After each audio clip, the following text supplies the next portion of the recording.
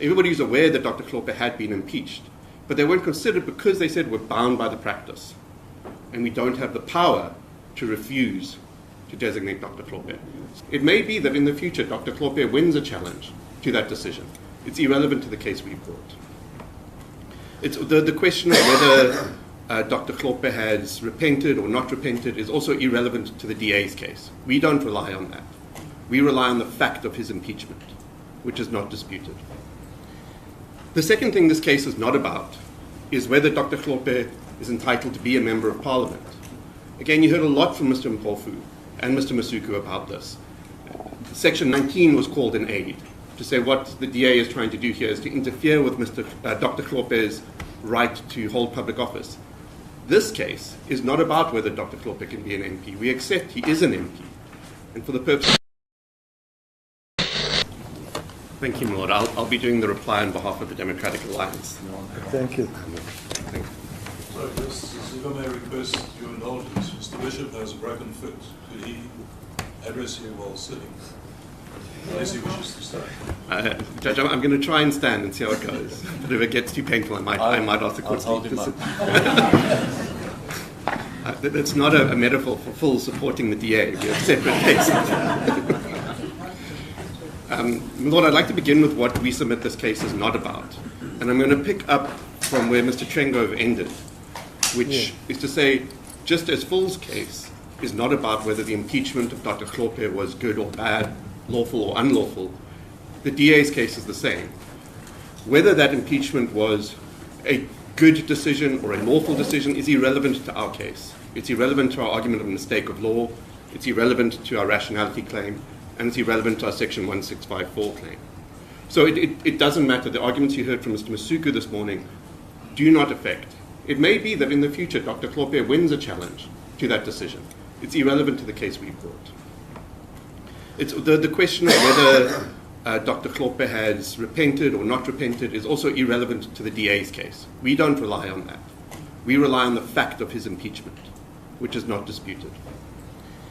The second thing this case is not about is whether Dr. Hlophe is entitled to be a member of parliament. Again, you heard a lot from Mr. Hlophe and Mr. Masuku about this. Section 19 was called in aid to say what the DA is trying to do here is to interfere with Dr. Hlophe's right to hold public office. This case is not about whether Dr. Hlophe can be an MP. We accept he is an MP. And for the purposes of this case, we don't dispute that. For the same reason, it's not about amending the Constitution. That is an argument advanced by Mr. Hlophe, that effectively what the DA is asking this court to do is to amend the Constitution by imposing restrictions on impeached judges that aren't there expressly. But that is not at all what we're doing. All we're asking the court to do is apply trite, well-worn principles of legality. That a public body must exercise a power given to it itself, and then it must act rationally, and then it must comply with the Constitution. That doesn't require constitutional amendment for this court to apply those principles. Finally, this case has got nothing to do with the privilege of members of parliament, an argument you heard from Mr. Masuku. The privilege of MPs is not affected. They're free to say whatever they like in parliament. That's what the privilege gives them, the privilege to speak without threat of civil or criminal punishment for what they say in parliament. It also doesn't affect the privilege of the National Assembly. We're not saying the National Assembly cannot regulate its own process. We're saying the National Assembly must comply with the law and with the Constitution, which, as I'll get to later, the Constitutional Court has said probably close to a dozen times. The second topic I want to address is the composition of the JSC. And this matters for, first I'm going to address why we submit that the way the JSC is composed matters for assessing the merits of this case. And secondly, I want to address an argument that was made that if the DA is granted its interdict and Dr. Hlophe is prevented from sitting on the JSC in October, that will prevent the JSC from acting because it won't have all its members present. So I want to address that argument. So the first, we heard a lot, and rightly so, about the way in which the JSC is constituted, that it has a diverse representation of judges, lawyers, academics, politicians, and that's part of what gives it its strength. And we agree with that. But I also want to refer the court to authority that the way the JSC is constituted is also vital to ensuring its credibility and its ability to protect the integrity of the judiciary. My learned friends for full yesterday referred you to the passage from the Helen Suzman Foundation case that people designated to the JSC must be suitably qualified. I want to refer you to the case of Hlophe versus Judicial Services Commission. It's the review case. And at paragraph 27, this is what the full court said. The JSC was established and its composition determined by section 178 with the aim of regulating judicial affairs and ensuring the integrity of the judiciary. And then it says at paragraph 47, the substance of section 178 is premised on the recognition that the JSC must enjoy credibility.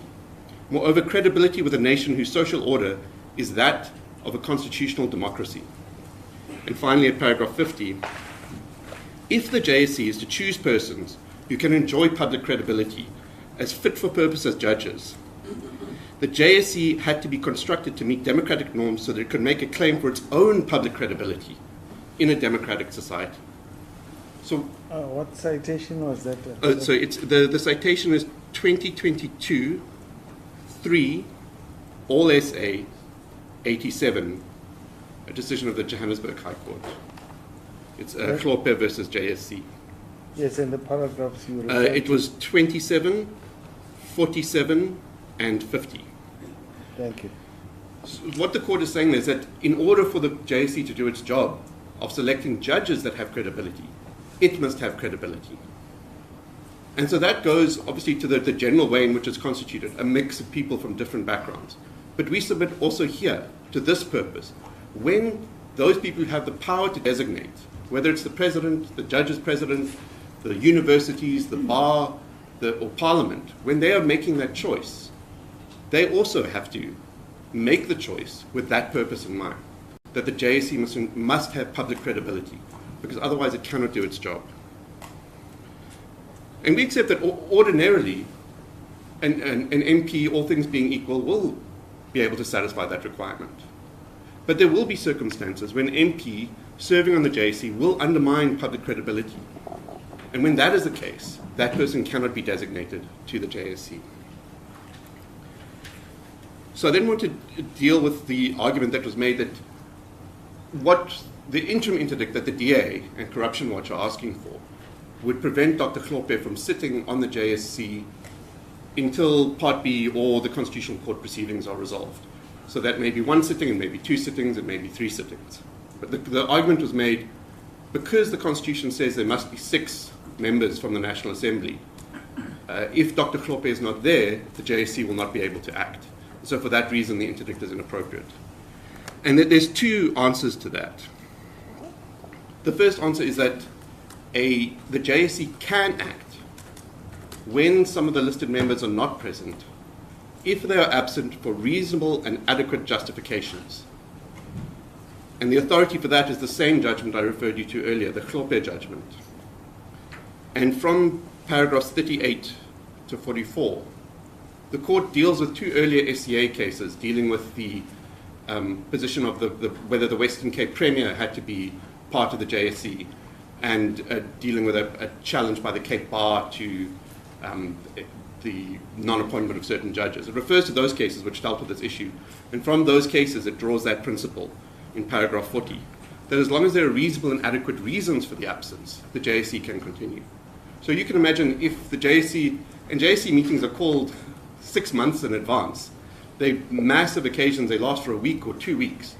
If on the way to the JSC meeting, a member unfortunately had an accident and broke their leg and was unable to attend, that wouldn't mean that the JSC cannot sit, because there would be a reasonable and adequate justification for that member's absence, and the JSC would be able to continue.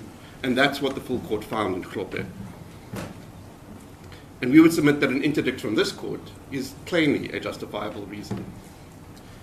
But the second answer is that the National Assembly is free to designate a new person to fill that 6th spot that's currently occupied by Dr. Hlophe.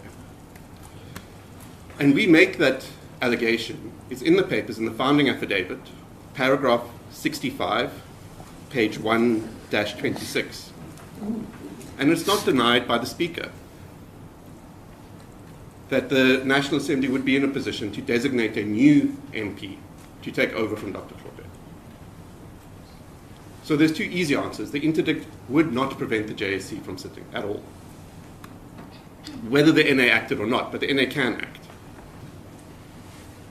An argument was made that because the Constitution imposes consequences for a president who is impeached in section 89(2) and doesn't say anything for judges, therefore it must be interpreted to mean that there are no consequences for an impeached judge. And we submit, firstly, the argument doesn't really answer the attack, because the attack is that when you designate, you must act lawfully and rationally. So it's not an answer to the attack. But in any event, merely because the Constitution imposes certain restrictions on the President doesn't mean similar restrictions cannot be imposed through other principles of the Constitution, principle of legality, and section 1654 of the Constitution. Third, my learned friend, Mr. Mpofu, made the argument, he emphasized the word consider, and he made the argument that these issues, the impeachment of Dr. Hlophe, his suitability, were considered by the NA because they were raised by the various members who debated the issue, and therefore they were considered. That's not our argument, that they failed to consider them in that sense. Our argument is that they didn't consider them because we know from the transcript that particularly the African National Congress, said, even though you said all these things about him being impeached, they're irrelevant because we must simply accept the nomination. So that's why they weren't considered. Even they were mentioned. Everybody's aware that Dr. Hlophe had been impeached, but they weren't considered because they said we're bound by the practice, and we don't have the power to refuse to designate Dr. Hlophe. So that's why they weren't considered.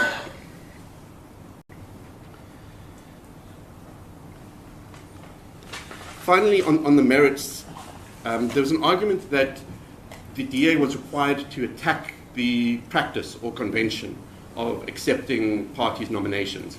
And because we haven't attacked that practice or convention, we cannot complain that it was followed. But that's wrong for two very simple reasons that come from the National Assembly's rules. Rule number 5 says no convention or practice may limit or inhibit any provision of these rules or any order of the House. And you also need to read Rule 9 sub 2.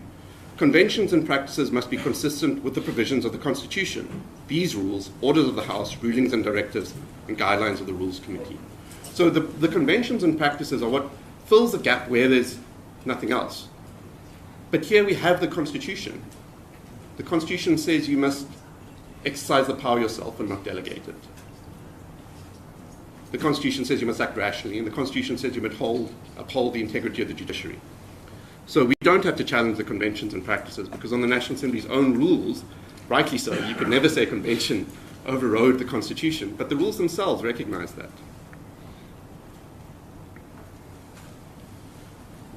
I next want to turn to the requirements for interim relief, and there's 4 arguments I need to address here.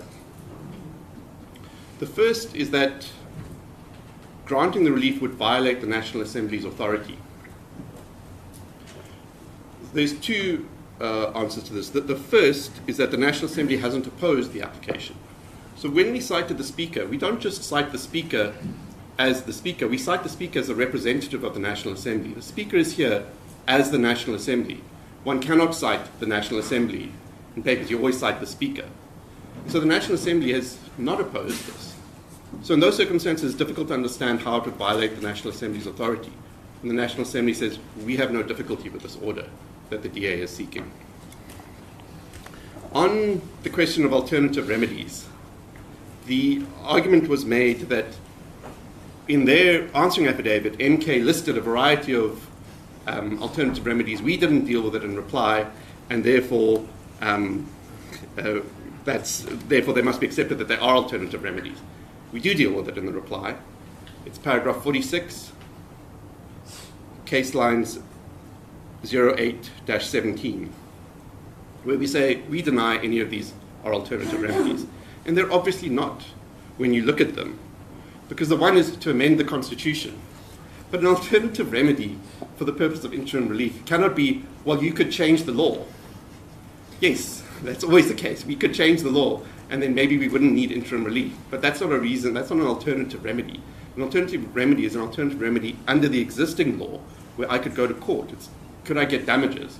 Could I get some other type of legal remedy that would avoid the need for an interdict? And as Justice Collis pointed out, these could never be obtained before the 7th of October. You could never amend the Constitution before the 7th of October. You almost certainly couldn't amend the NA rules before the 7th of October. Those processes would take far longer. There's also an argument that, well, our alternative remedy is we should have interdicted Parliament or MK. But, I mean, there's three parties, Parliament, Hlophe, and MK. We come to court and we ask for an interdict against Hlophe. And then the argument is, well, you could have asked for an interdict against the MK.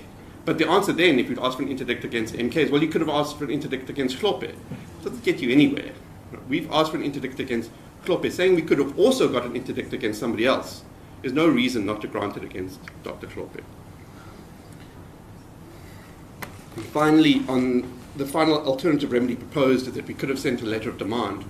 In our replying affidavit at paragraph 46.2, we invite Dr. Hlophe to concede to the relief and agree not to attend the JSC sittings in 7th of October and to treat the request in the replying affidavit as a letter of demand. We haven't yet received a response to that.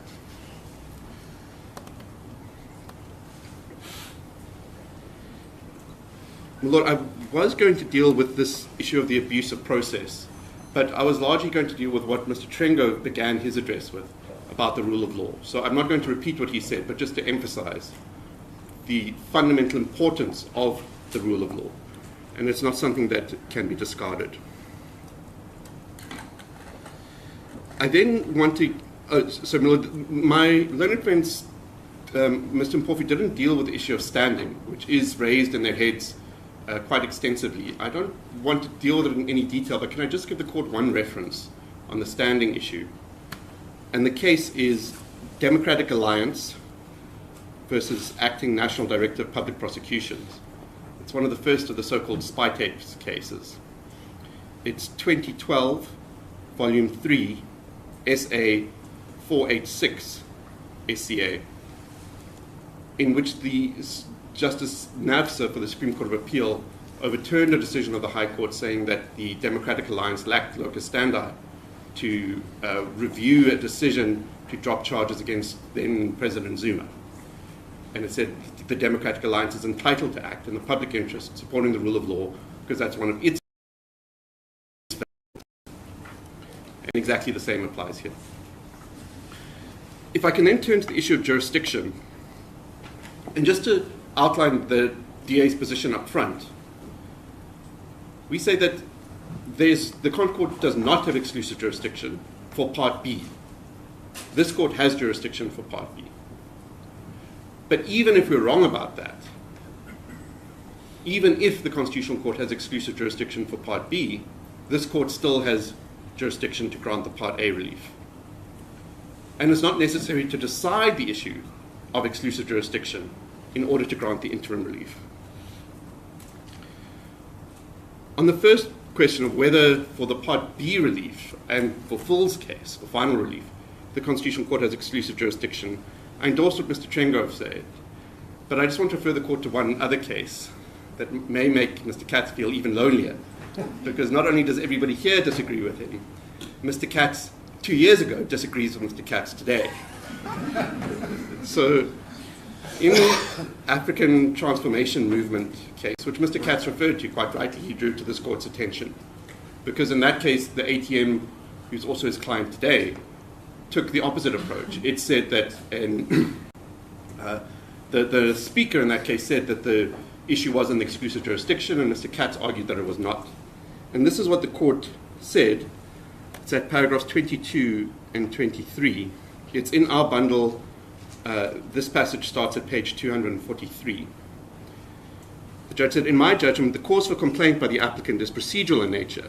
It is abundantly clear that the applicant's case is not that Parliament or the President has failed to fulfill a constitutional obligation, as envisaged in section 1674E.